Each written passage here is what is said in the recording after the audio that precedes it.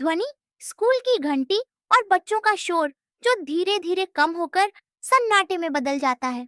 राहुल, आर्यन, रुक जाओ। सब कहते हैं कि इस पुराने पुस्तकालय के अंदर जो जाता है उसकी परछाई गायब हो जाती है। मत जाओ भाई। प्रिया, हाँ आर्यन, वहाँ किताबें खुद ब खुद हवा में उड़ती हैं और दीवारें बातें करती हैं। अंदर जाना खतरे से खाली नहीं है। आर्यन, दोस्तों, डर का कोई ठोस आधार नहीं होता, लेकिन विज्ञान का होता है। मैं बस यह देखना चाहता हूँ कि उस बंद दरवाजे के पीछे का सच क्या है। भारी दरवाजा खुलने और फिर धड़ाम से बंद होने की आवाज। आर्यन, अंधेरे में फुसफुसाते हुए, यहाँ तो बहुत अंधेरा है और पुरानी किताबों की अजीब सी महक है। अचानक रुकते हुए, यह क्या? मेरी टॉर्च की रोशनी सामने दीवार पर पड़ रही है, लेकिन फर्श पर मेरे जूतों के पास मेरी अपनी परछाई नहीं है। मेरी परछाई कहाँ गई? मैं क्या कोई भूत बन गया हूँ? आर्यन, दीवार की ओर देखते हुए, रुको, वो रही दीवार पर। कोई परछाई बिना इंसान के कैसे चल सकती है? वह तो मुझसे अलग होकर भाग रही है। तुम कौन हो? वापस आओ। आर्यन, यहाँ मेज पर एक पुरानी डायरी रखी है। इसमें क्या लिखा है?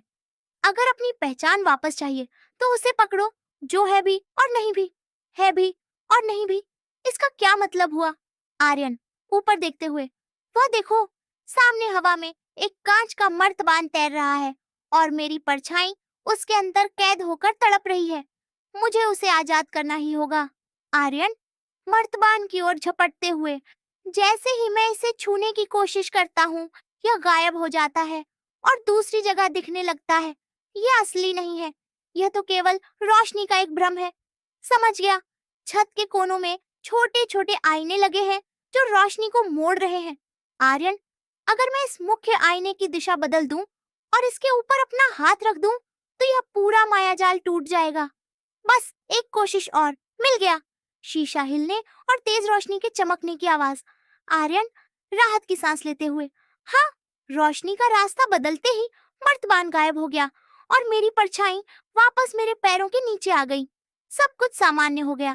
काका, तालियां बजाते हुए, बहुत अच्छे आर्यन, शानदार। मुझे यकीन था कि तुम हार नहीं मानोगे। आर्यन, काका, आप यहाँ? ये सब क्या था? ये गायब होती परछाई और हवा में तैरता मर्तबान? काका, ये कोई भूत प्रेत नहीं, बल्कि मेरा बनाया हुआ एक ऑप्टिकल इल्यूजन था। मैं बरसों से यहाँ विज्ञान का शिक्षक था और मैं ऐसे ही किसी बच्चे की तलाश में था जो डर के आगे घुटने न टेके और अपना दिमाग चलाए। आर्यन, तो आपने ये सब सिर्फ मेरा इम्तिहान लेने के लिए किया था? काका, हाँ आर्यन, और तुम इस कठिन परीक्षा में पास हो गए।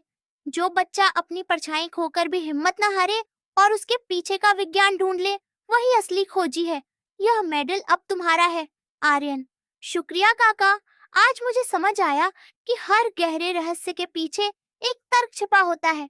बस हमें डर को छोड़कर उस तर्क को खोजने की जरूरत है।